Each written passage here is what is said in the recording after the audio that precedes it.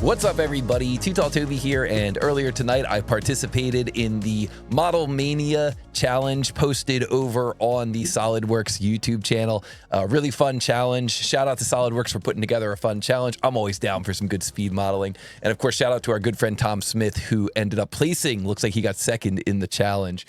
So I figured there's probably a lot of people who are interested in how to build this thing. Let's get into it in 3, 2, 1, go. And so the question here is, what is the mass of this part?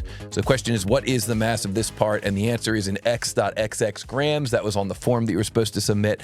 And so looking at this part, the first thing that we're going to notice is that the part has symmetry. You can see that there's a line of symmetry going down through the middle here, and also symmetry going down in this direction. So that tells me the origin is going to be right here, right at the middle of the part.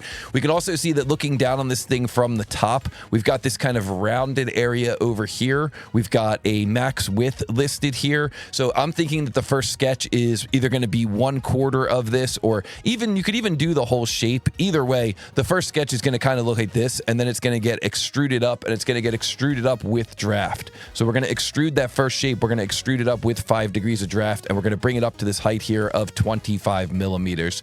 Now, the next thing that we're going to notice here is that the top of this thing is cut round, but it's not just a straight cut, it's a spherical cut. So what that means is that our second sketch is going to look something like this. It's going to come over, down like this, and then up and around for that arc. And then we're going to rotate that around this center line here, and that's going to give us that spherical cut. Now, for the third shape, I think what we're going to do is we're going to focus on these drafted holes coming up from the bottom. So they have a diameter here of 9 millimeters, and those are also drafted with 5 degrees of draft. So I think we're going to start a new sketch on a sketch plane that's up here by the wall thickness. The wall thickness looks like it's 2 millimeters all around. So we're going to sketch those circles, and then we're going to cut extrude them up, and then we're going to finish off by punching these holes down through that, by adding a shell, and then punching those holes through, and then we'll finish off with all these fillets. The fillets are 2 millimeters, the wall thickness is 2 millimeters, so we don't have to worry about doing the fillets before we do the shell. Now, I know we burned off about 1 minute and 45 seconds there, just kind of talking through the game plan, but I think it's always important to come up with a game plan before you start modeling, and if you agree, be sure to hit the like button on this video. So now let's move this over to our second monitor so that we can get through this thing. Let's begin a new part here. I'm going to start with my template in ABS, and this was actually the thing that killed me in the challenge tonight. I left it as ABS instead of changing it. Let's try to remember to change it at the end of the challenge.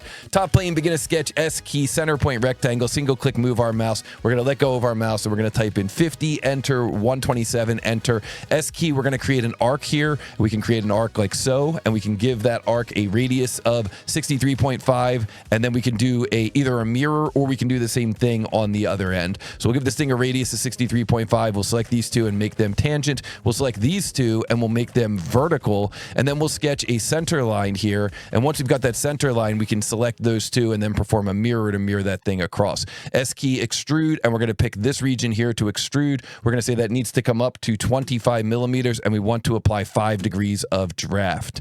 So 5 degrees of draft inward, there we go. Second sketch, we already know what the game plan is. We're going to start out with a center line that comes up here to that 25, and then we're going to create an arc that comes off of that, and that arc is going to have a radius of 127, and it's going to be spherical, which means the center point of this arc needs to be lined up here with our center line that we are cut revolving around. Now we just need to close this thing off. We can kind of use some dummy geometry here to close this off. Features, revolved cut, and we're going to revolve cut that thing to leave ourselves with that nice spherical top of this thing.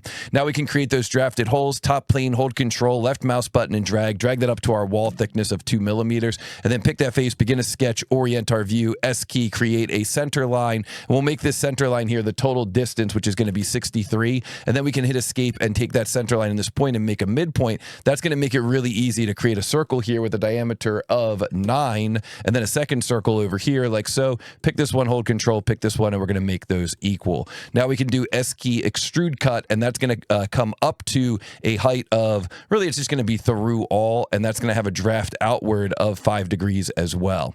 And so that should set us up to do a shell command on the bottom here. We're going to give that a wall thickness of 2 millimeters. There we go. There is our shell. And now we can punch in those holes down through the bottom of this thing. So this face, begin a sketch, orient our view, S key, circle. Wake up the center point, single click, move our mouse, 4, enter. Wake up the center point, single click, move our mouse, hit escape, make these two equal. And now we're going to S key extrude cut, right mouse button through all, right mouse button. And then when we're done with that, we can just add in our fillet. And so for our fillet here, we can go S key fillet. This is going to have a radius of 2 millimeters, and then single click this edge, move up and use the selector tool, and then just pick anywhere on this face, and that should get all of the edges on the top of that face. And so now if we look at our mass, Control Q here, look at our mass, we can see our mass is 23.84, and that's the number I submitted. And oh no, that's not right. We got a right mouse button here, and we got to say edit material and make sure it's ABS PC, not ABS, ABS PC. So we go into plastics here, ABS PC, apply, close, rebuild this thing again, and now we're coming up with a mass of 25.0088 or 25.01, and that is the correct answer. 5 minutes and 6 seconds, even making that mistake, not too bad, including the minute and 45 seconds of planning. It just goes to show that it's really important to do your planning when you're doing these types of challenges. Do your planning ahead of time, and it will save you on the tail end. You can see that once we came up with that game plan, we were really able to fly through that model.